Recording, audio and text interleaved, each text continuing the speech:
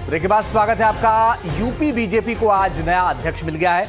यह खबर इसलिए अहम है क्योंकि 2027 में यूपी में चुनाव होने वाले हैं और पार्टी को इसके लिए सामाजिक और जातीय समीकरण साधने हैं। आपको दिखाते हैं कि कैसे आज पंकज चौधरी के नाम पर औपचारिक मुहर लगी और क्यों मुख्यमंत्री योगी आदित्यनाथ ने कहा कि 2027 के चुनाव में विरोधियों के छल का जवाब देने के लिए ताबड़तोड़ मेहनत करनी होगी। भाई पंकज चौधरी जी भारतीय जनता पार्टी उत्तर प्रदेश के नवनिर्वाचित प्रदेश अध्यक्ष के रूप में घोषित करते हुए बहुत प्रसन्नता हो रही है। बोली भारत माता की वंदे वंदे।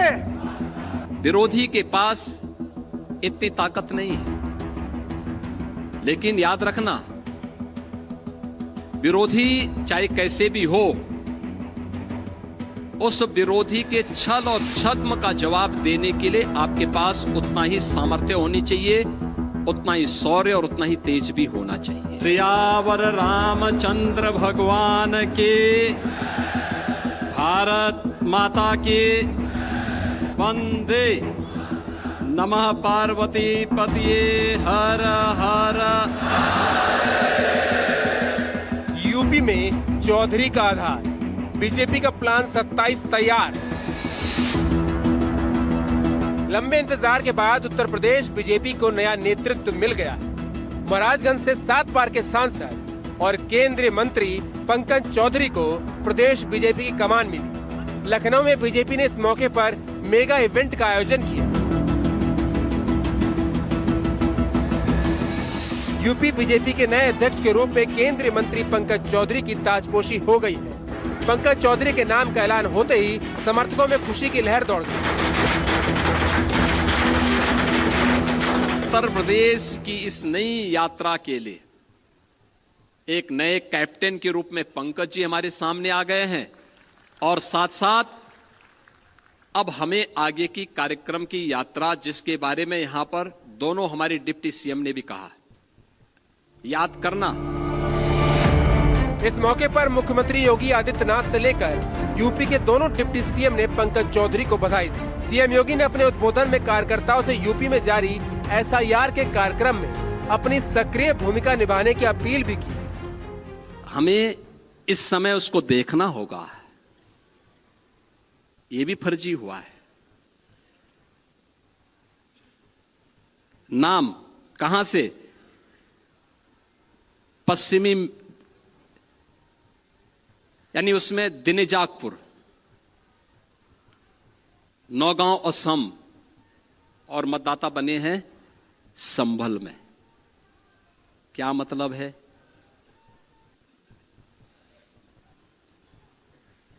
ये अवसर है इस सब फर्जी नाम के लिए आपत्ति करना है।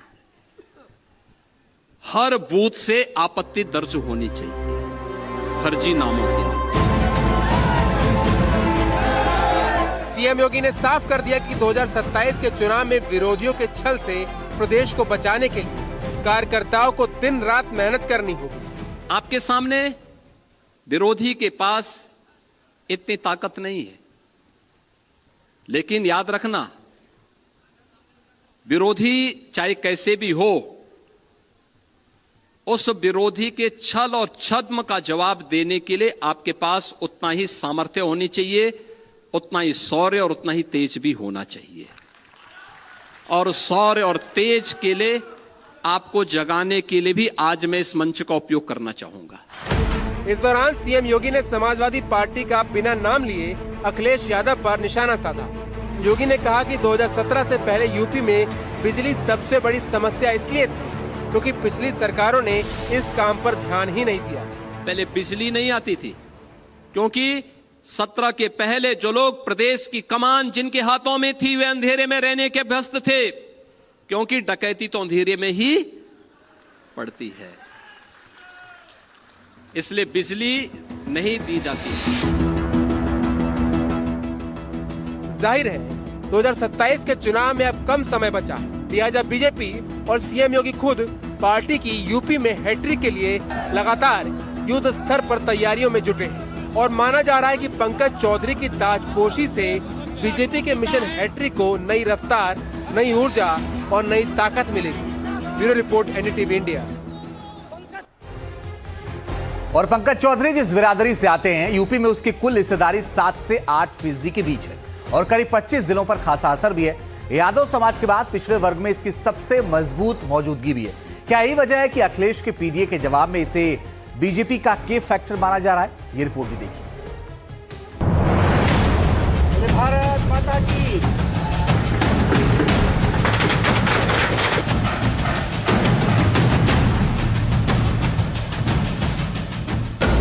पंकज चौधरी बनेंगे पीडीए प्लान की टेंशन। एसपी के पीडीए फॉर्मूले पर बीजेपी का के फैक्टर।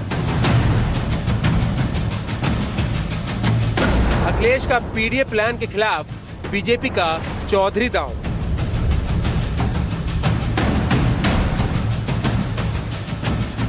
उत्तर प्रदेश बीजेपी की कमान पंकज चौधरी को मिल चुकी है। बीजेपी ने हर बार की तरह अपने फैसले से सबको चौंका दिया। बीजेपी ने चौधरी दांव चलते हुए इस बार पूर्वांचल के कद्दावर नेता पंकज चौधरी को प्रदेश अध्यक्ष बना लिया है। कहा है बोले भारत माता की।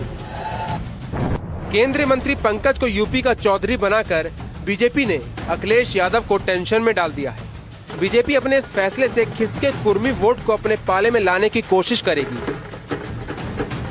इसका सीधा नुकसान समाजवादी पार्टी को हो सकता है। पंकज चौधरी के लिए यह रास्ता बहुत आसान नहीं है, लेकिन देखना है क्या कुर्मी बिरादरी, जो चारों इलाके के लोग आपस में रिश्ते बेटी रोटी के भी नहीं रखते हैं, वो एक नेता को स्वीकार करके भारतीय जनता पार्टी को कोई नया रिजल्ट दे पाएंगे। पर इतना सही है कि भारतीय जनता पार्टी चुनौतियों से सीखती है।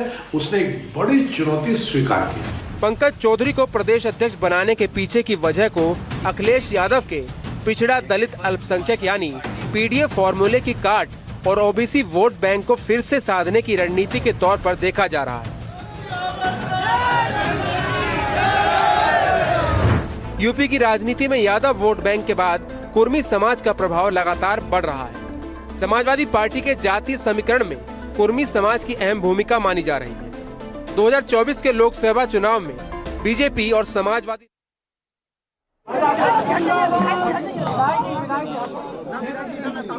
तो ये तस्वीर आप देख रहे हैं पटना से, बीजेपी के प्रदेश कार्यालय पटना की ये तस्वीर, जहां पर नितिन नवीन का स्वागत किया जा रहा है और जो पार्टी के नेता हैं, कार्यकर्ता हैं, वो नितिन नवीन का स्वागत कर रहे हैं। आपको सम्राट चौधरी नजर आएंगे, उप मुख्यमंत्री वहां पर, और बिहार के गृह मंत्री सम्राट चौधरी, मंगल पांडे, तमाम जो बिहार के मंत्री हैं वो नजर आ रहे हैं। और बड़ी और अहम बात यह है कि नितिन नवीन की उम्र 45 साल लगभग बताई जा रही है।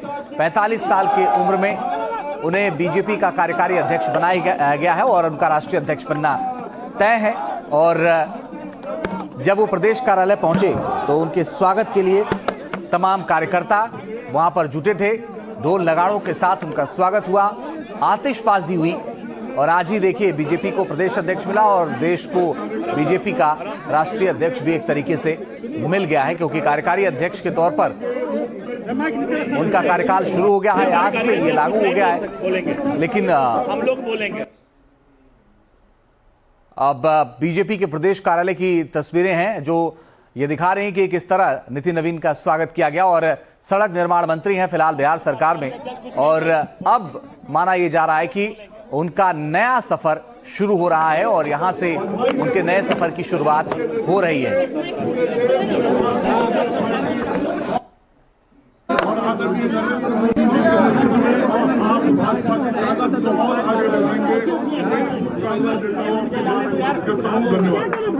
अब मैं विजय सिन्हा जी अपने उद्गार व्यक्त करें। उनका स्वागत हो रहा है। देखिए वहां पर विजय सिन्हा भी मौजूद हैं जो दूसरे उप मुख्यमंत्री हैं, और सम्राट चौधरी भी उप मुख्यमंत्री हैं जिनके पास अभी गृह मंत्रालय की जिम्मेदारी, उन्हीं की कैबिनेट में मंत्री हैं नितिन नवीन, जिनको राष्ट्रीय अध्यक्ष बनाया गया। आप ये देखिए कि किस तरह से कार्यकर्ताओं के लिए दरवाजे बीजेपी में खुले हैं, ये एक उसका उदाहरण भी है। और वो नितिन नवीन खुद भी कह रहे थे कि ये कार्यकर्ताओं की मेहनत का नतीजा है, और एक कार्यकर्ता के रूप में उनको जो लोगों ने बधाई दी है उससे भी ये जाहिर होता है कि एक कार्यकर्ता के रूप में उन्होंने अपना काम किया और आज देखिए कि उनका एक नया सफर शुरू हो रहा है। रमन हमारे सहयोगी जुड़ गए हैं ज्यादा जानकारी के लिए। रमन, बताइए इस वक्त क्या चल रहा है?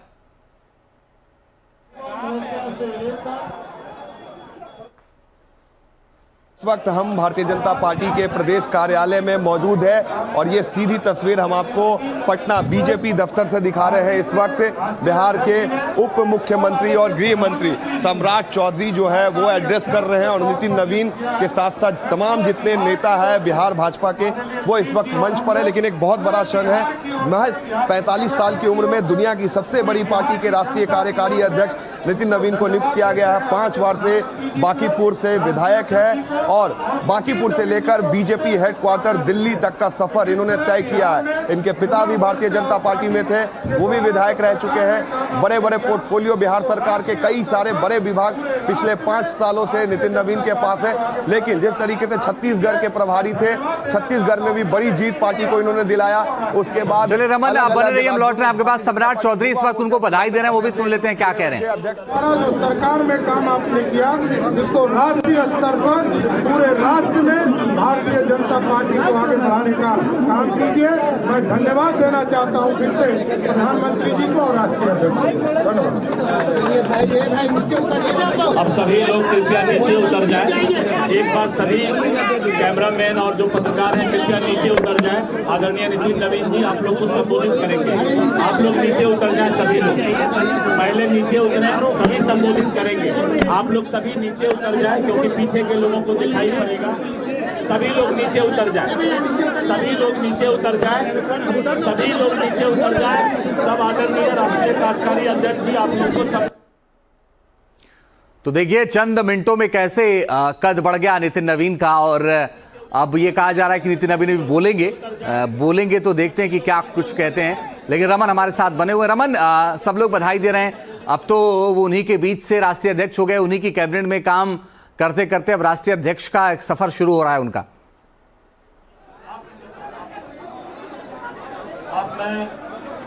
जी बिल्कुल, अगर नितिन नवीन की हम बात करें तो संगठन में उनकी काफ़ी बड़ी पकड़ है, मजबूत पकड़ है, क्योंकि संगठन के लिए वो पिछले कई सालों से जब से राजनीति में है युवा मोर्चा के लिए भी उन्होंने काम किया है। और आज के वक्त में भी बात करें तो वर्तमान में छत्तीसगढ़ के प्रभारी थे, छत्तीसगढ़ चुनाव में पार्टी को बड़ी जीत दिलाई थी और यही वजह है कि पार्टी ने विश्वास जताया है नितिन नवीन पर। बिहार से पहली बार कोई कार्यकर्ता बीजेपी ऐसी पार्टी का राष्ट्रीय कार्यकारी अध्यक्ष बनता है, तो समझ सकते हैं भारतीय जनता पार्टी के कार्यकर्ताओं में भी जोश है। बिहार की जो यूनिट है वो भी काफी ज्यादा जोश में है, क्योंकि नितिन नवीन एक सामान्य कार्यकर्ता से लेकर भारतीय जनता पार्टी के राष्ट्रीय कार्यकारी अध्यक्ष तक के सफर को उन्होंने तय किया है। और महज 45 साल राजनीति की बात करें तो 45 साल, बिल्कुल ये 45 साल उम्र है, लेकिन नए सफर की शुरुआत है और अचानक से देखिए कितना कद बढ़ गया है। और अब आपको बताते हैं कि कैसे नितिन नवीन कुछ बोलेंगे, वो भी हम आपको दिखाएंगे, उस पर भी अपडेट आपको देंगे। और इस वक्त नितिन नवीन बोल रहे हैं, सुनते क्या कह रहे हैं।